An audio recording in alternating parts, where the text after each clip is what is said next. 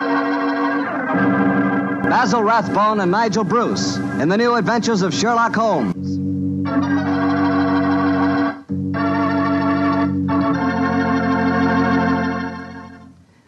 Invite you to listen to Dr. Watson tell us another exciting adventure he shared with his old friend, that master detective, Sherlock Holmes. So let's settle back comfortably and listen.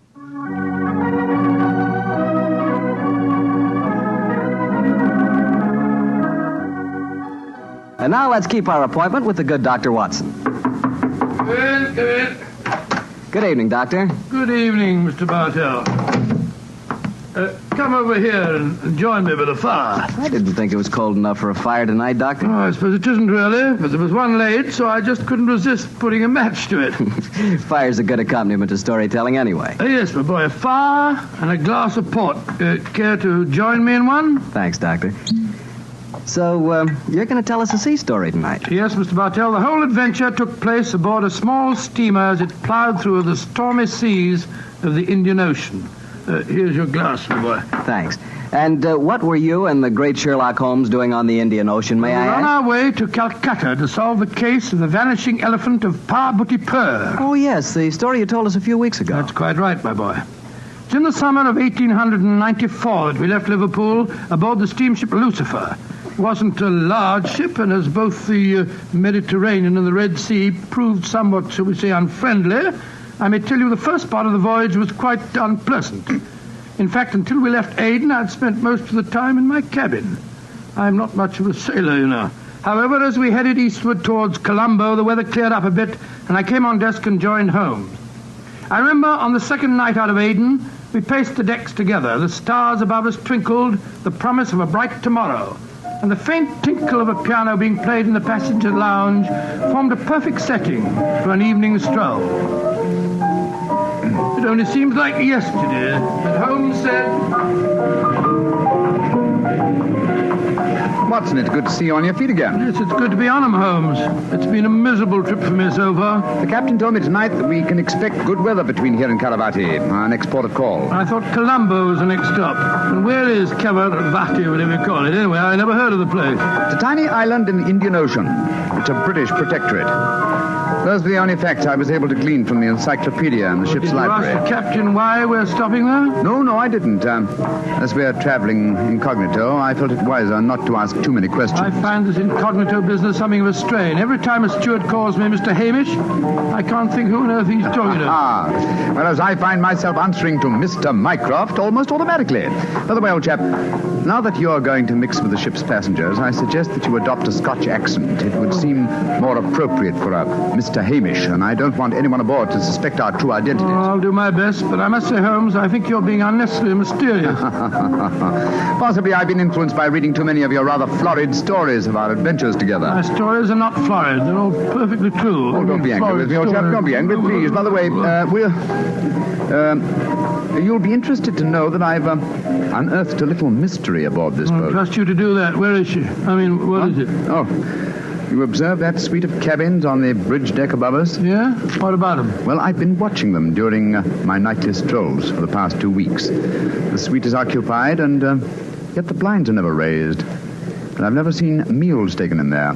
I presume, therefore, that it must contain a private galley and a cook. I don't see anything mysterious about that. It's probably occupied by some wealthy invalid. Oh, possibly.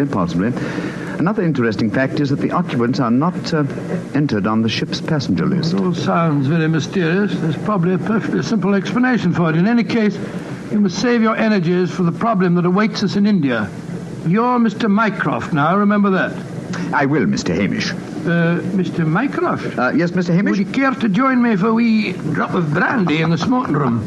Mr. Hamish, I shall be delighted.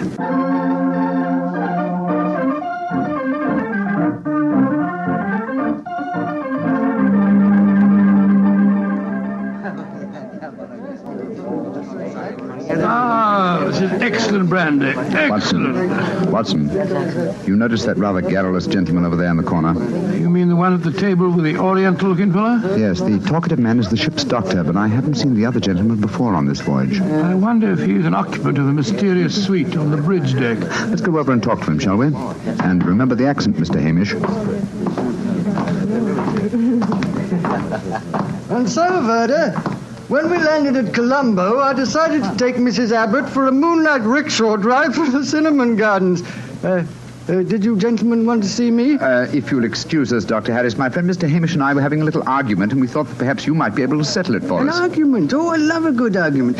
Sit down, gentlemen. This is Mr. Verder. How do you do, gentlemen? Good evening, sir. My name is Hamish, and this is my friend, Mr. Mycroft. I'm so happy to meet you, gentlemen. Now, how do you know, Mr. Verder? Now, gentlemen, tell me what you're arguing about. Well, I love Doctor, a good argument. You see, it wasn't exactly an argument. My friend Mr. Hamish insists that the Suez Canal was built by a Dutchman in 1870. I'm convinced that it was built by de Lesseps, a Frenchman, in 1869. We thought you'd know. You flatter me. I'm only a ship's doctor, not an historian. Ask Verdi. He probably knows. Can you settle the question for us, sir? I can, my Mr. Mycroft. You are almost correct. The canal was opened in 1869, though its construction began 10 years previously. De Lesseps, a French engineer, was in charge of the operation. There is a statue of him in Port Said Harbor, built to commemorate his skill and enterprise. Much obliged to you, Mr. Vera. Hamish, I think that I win my bet. Aye, Mycroft, I'm afraid you do, if you're sure of your facts, Mr. Verder. I'm sufficiently sure of them, Mr. Hamish, to venture a small wager myself. No. I think I'll not make any more bets on the subject, thank you. Well, gentlemen, if you will excuse me, I shall return to my cabin now. Oh, don't go. No, don't go, sir. You'll make us feel as if we'd driven you away. Oh, not at all, Mr. Hamish. I enjoyed meeting you both, but I have some letters to write. Good evening, gentlemen. He's a charming person. Charming and extremely knowledgeable. Bit of a bore, if you ask me. You two fellas enjoyed your trip? I'm just beginning to. It takes a little time to get my sea legs, you know. Dr. Harris, how long have you been on this ship? 4 years. This is my 23rd trip east on the Lucifer. Why? Well, there's something that puzzles me on board this ship. I'm sure that you would explain it to me. And what is it? Well, the suite of cabins on the bridge deck, who occupies them? Wouldn't you like to know? Aye, Doctor, we would, and that's why my friend asked you. Well, I'll tell you. Though it's supposed to be a secret. But there'll be no harm in telling you now, for we're dropping anchor off the island of Cavarati in the morning. In that suite of rooms is the Rani of Cavarati herself. She has her own staff of servants and everything. What do you think of that? Oh, how very interesting. And is the Oriental gentleman who left the table when we arrived part of our entourage? He is, sir. He's the sort of Prime Minister of Cavarati. This whole trip of theirs is very hush-hush. Rani returning to her country, afraid someone might make an attack on her life. Have to keep it all hush-hush. Cavarati is an island that's had a lot of trouble. You seem to be remarkably well informed about the place, sir. Yeah, I should be. I used to practice there in my younger days. Oh, really? How very interesting. Yes, I could tell you strange tales about the island. I remember what... Oh, hello. See that fella coming into the lounge? You mean the big man with the grey hair? Yes. That's Sir Christopher Wyatt. Owns all the tea plantations on Cavarati. He's a dull fella, but I'll call him over. Wyatt, come over and join us. Be careful. You'll talk your head off if you give him half a chance. Draw up a chair, Wyatt. We were just talking about Cavarati. It seems to me that would be a good subject to keep away from. At least till after tomorrow, Harris. What do you mean? You know perfectly well what I mean. I should have thought that after your own experience on Cavarati, you'd have learned a little discretion. You're talking like a schoolmaster, Wyatt. Why don't you just sit down, have a drink, and be friendly? Thank you. I prefer my own company. Pompous ass.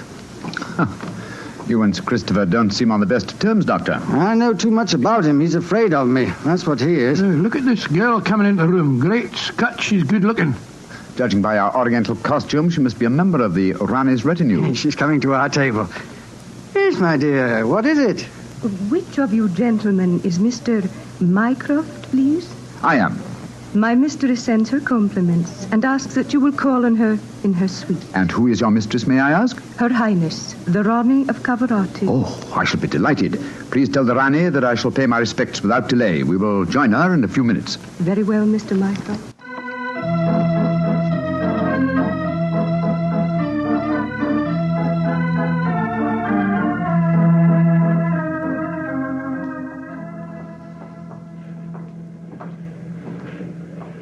You know, Holmes, this is pretty exciting. The girl that just brought us the message was a stunning creature.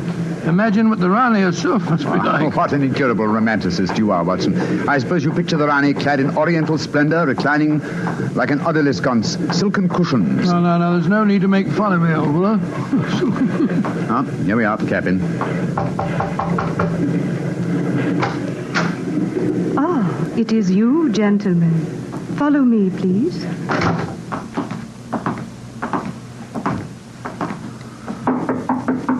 Come in. Her Highness, the Rani of Cavarati. All right, Regina, you can off it. Yes, Your Highness. Well, me lads, don't look so startled. Come in and sit down. Your Highness, What's the matter? Don't I fit into your picture of a Rani? What did you expect? A slant-eyed beauty with a veil and big hips? Well, I've got the big hips, all right. Your Highness... never mind, Your Highness. Sit yourselves down and talk free and easy like. I may as well begin by telling you that I know who you both are. Mr. Sherlock Holmes and Dr. Watson. Dear me. I've seen you in the good old days in London, you know. May I ask if our visit is purely a social one, or are you in need of professional advice? Oh, a little of both, Mr. Holmes, a little of both. And we'll start off with being social. Bruma. Mem Sahib. Champagne. Botachi, Mem Sahib. If you pardon my asking you, madam, but I've never seen you before, someone. Oh, that's a question I'm always having to answer. Yes, you probably have, Dr. Watson.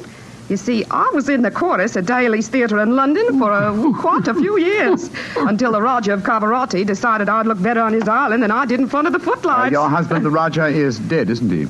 Yes, he was killed playing polo. Champagne, Mem Sahib. Colo. Champagne pinisecta. Acha. He doesn't speak English, so I'll get along with telling my troubles. Mr. Holmes, somebody's trying to kill me. Kill you? It's God. May I ask what reason you have for saying that, madam? You may, Mr. Holmes. Before I left England, I had threatening letters warning me that if I ever went back to Cavarati, I'd never get to the island alive.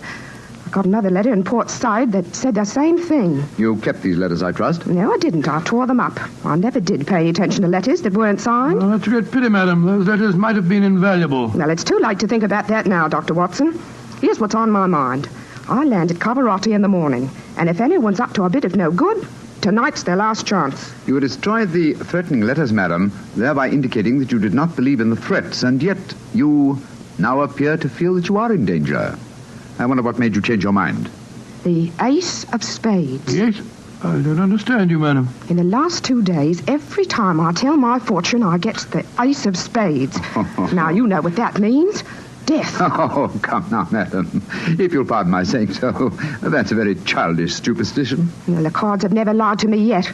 Oh, you can laugh at it if you like, but I know. Well, do you mind if I ask you a few questions? Anything you like, Mr. Holmes, fire away. How long is it since you were in Cavarati? About 18 months. We were in England when my husband died, and I couldn't face the idea of going back to that island alone. Then 3 months ago, Verda... Oh, he's the chief minister of Cavarati. Yes, madam. We met him for a moment in the lounge. Oh, well, Verda came over to England to persuade me it was my duty as the Rani to go back. I see. As far as you know, have you any enemies among the passengers on board the ship? Oh, that's an odd one to answer, Mr. Holmes.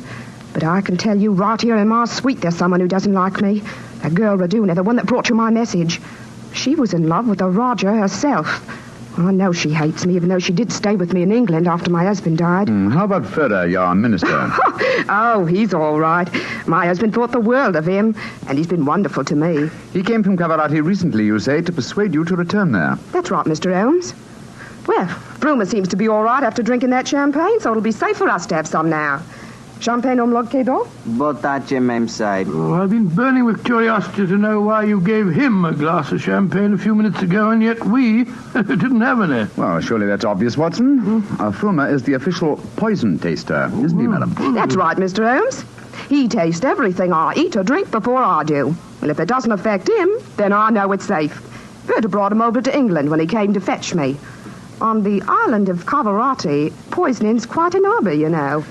There were 2 people in the smoking room tonight who seemed to know quite a lot about your island. The ship's doctor, a rather garrulous gentleman by the name of Harris, and Sir Christopher Wyatt, who owns tea plantations on the island.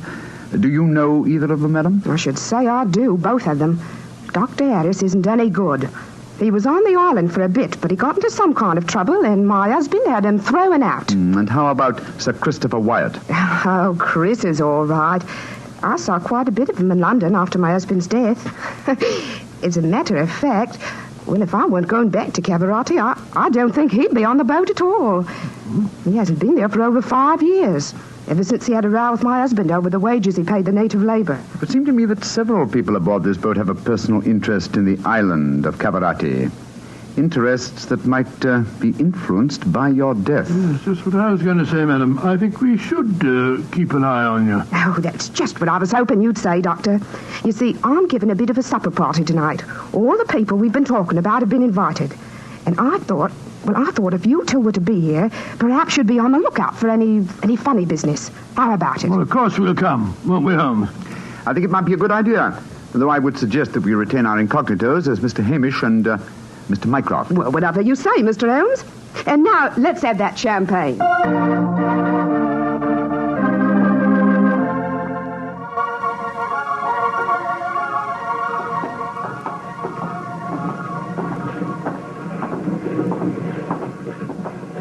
You know, Holmes, I remember the Rani when she was in the chorus at Daly's. She looked stunning in tights. There was one night I... Yes, no time, old chap, if you don't mind. At the moment, there's a question I want to ask you. Oh, sir? Is your medical bag fully equipped with all the antidotes to poison? Poison? It's ridiculous. How could the Rani be poisoned when she has a poison taster? My dear Watson, you mustn't... What the blazes is that? Come on, Watson. That cry came from the companionway. There are two figures struggling by the rail there. Good heavens! One of them has pushed the other down the companionway.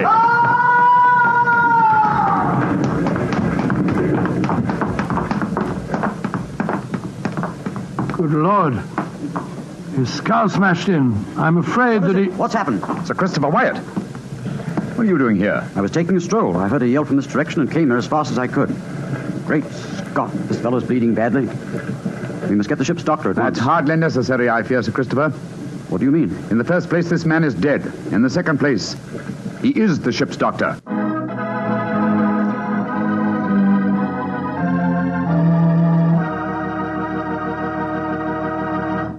We'll hear the rest of Dr. Watson's story in just a second. Now, Dr. Watson, tell us what happened next. You said you found the ship's doctor dead at the foot of the companionway? Yes, Mr. Bartell. His neck had been broken instantly. Imagine there was a good deal of excitement aboard. No, my boy, as a matter of fact, there wasn't. We managed to get the body back to its cabin without attracting attention. Holmes, after revealing his true identity, was able to persuade the captain to hush up the killing until after the Rani's party had taken place. Oh, he didn't want to scare the murderer, I guess. What happened next, Doctor? Holmes and I returned to our cabin to dress for the party.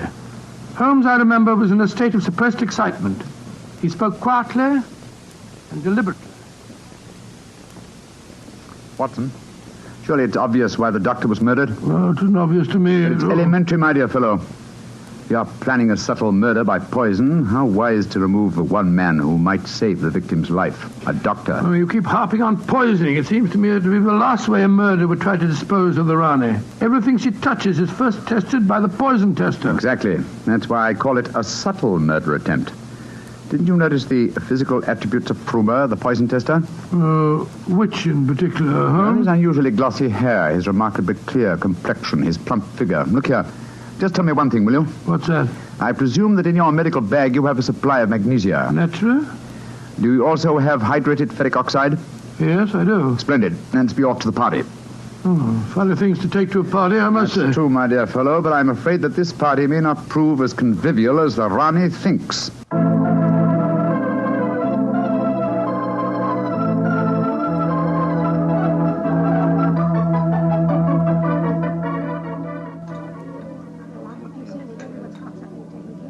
Holmes, it's nearly 1 in the morning.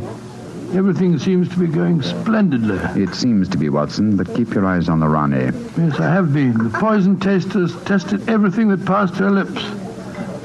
We Dot and Doris to you, Sir Christopher. You having a good time? Yes, indeed, thank you, Mr. Hamish. How about you, Mr. Mycroft? Oh, the Rani's a perfect hostess. Who could help having a good time? I don't think that girl Regina should be here, though. I don't want to be pompous, but after all, she's only a glorified servant. Possibly the laws of etiquette are not so strict in Cavarati as they are in London, Sir Christopher. Oh, perhaps you're right. but I don't trust the girl. There's something shifty about her. I've told the Rani more than once. Oh, well, I suppose it's none of my business. I think I'll try and persuade the Rani to sing us one of her old songs. Yeah. He doesn't trust Raduna, and I don't trust him. I don't think it was an accident that we found him near the body of Dr. Harris. Shh. Here comes Vera. I trust you gentlemen are enjoying yourself. Very much, Mr. Vera, thank you. I imagine you must be excited at the prospect of returning to Kalavati. I am, Mr. Mycroft. Though I only left it 3 months ago, it has seemed more like 3 years. Do you ken what time we'll arrive there? I am told that we shall be there in 5 hours, Mr. Hamish. Oh, look. The Rana's at the piano. She must be going to give us a tune. Yes. Let's move a little closer, shall we? Chris here has asked me to sing something. Well, my voice isn't what it used to be, and don't I know it. But me spirit's the same, and that's enough to put a number over. So, hold tight, boys. Here we go. My sweetheart's the man in the moon. I'm going to marry him soon. 'Twould fill me with bliss just to give him one kiss, but I know that a dozen I never would miss. I'll go up in a great big... Great Scott, she... Quick, Watson, your medical bag. I'll lock the doors. Right, your Holmes. Bring some water, please. Help me. Oh, please, help me. What is the matter? Don't be frightened, madam. I'll take care of you. Thirsty. Give me water. She wants water. Oh, such pain. All the symptoms of arsenic poisoning. Now I know why Holmes asked me if I had any magnesia and ferric oxide. Do something for me, Doctor. I'm dying. Don't worry, Your Highness. You're not going to die.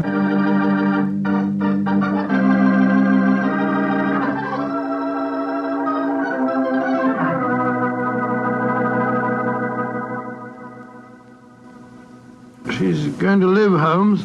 Ah, gracious me, I'm tired. It's touch and go there for a while, though. Well done, Watson, old chap. Well done. Now that she's out of danger, why can't we all go back to our cabins? It's nearly dawn, and we've been locked in here since 1 o'clock.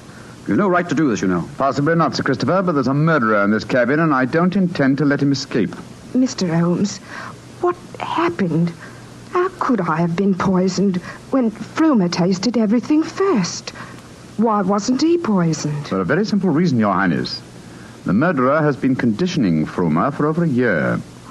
What do you mean? He's been feeding him gradually increasing doses of arsenic until he has finally become immune to the poison. Great Scott, I never thought of that. Frumer's glossy hair, his complexion, and stout figure are all typical of a person who consumes arsenic regularly. But who could have done it? Only one person had the opportunity. Well, tell us who that person is. No, not you, Sir Christopher, not you. For you haven't been on the island for years, whereas Frumer returned from Kalavati but 3 months ago. Raduna has also been in London with her mistress for the past 18 months, remember? The answer is obvious. You did it, Verda. You brought the taster over when you came to fetch me. You'd prepared him for the year beforehand. Of course I did. No white Rana will ever rule over Kavarati. And you murdered Dr. Harris. Equally true. Mr. Holmes, give me the key to the door, please. Oh, no. What? Do not come near me. Please throw it on the floor. Do not hesitate. You see this revolver? I should have no compunction in using it, I assure you. How do you expect to escape, Yoda? The key, please. Thank you. You'll never get away with this, Verda, you devil. But I shall. We are now in the harbor of Kavarati. I shall swim ashore and arrange your welcome, my dear Rane. Turn your backs, please. Turn them. Thank you. Goodbye.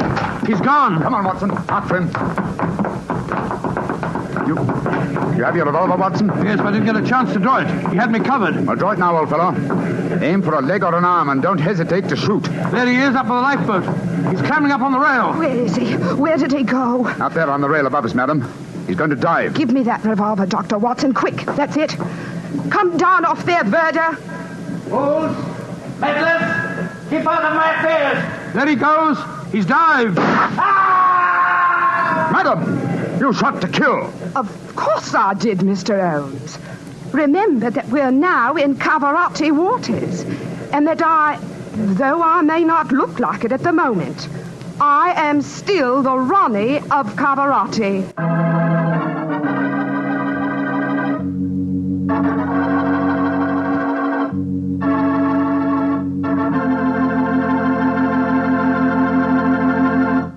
Say, that was a swell story, Doctor. It had a lot of color and quite a bit of action. Color and a bit of action. Well, I'm glad you liked it, my boy. Oh, I did.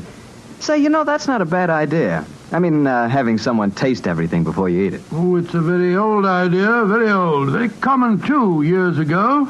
Well, Doctor, what new story do you have lined up for us next week? Next week, Mr. Bartell, I'm going to tell you an adventure that Sherlock Holmes and I had many years ago. It concerns a series of bonfires, an underground cellar full of gunpowder, and a strange death on the rooftops of London.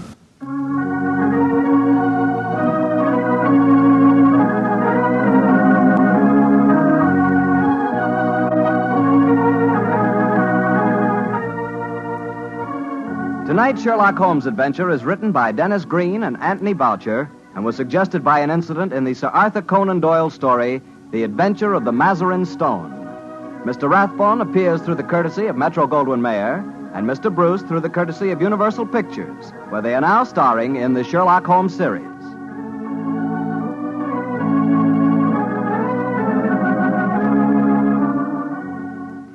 Tune in again next week, same time, same station. This is Harry Bartell saying good night. Sherlock Holmes comes to you from our Hollywood studio. This is the Mutual Broadcasting System.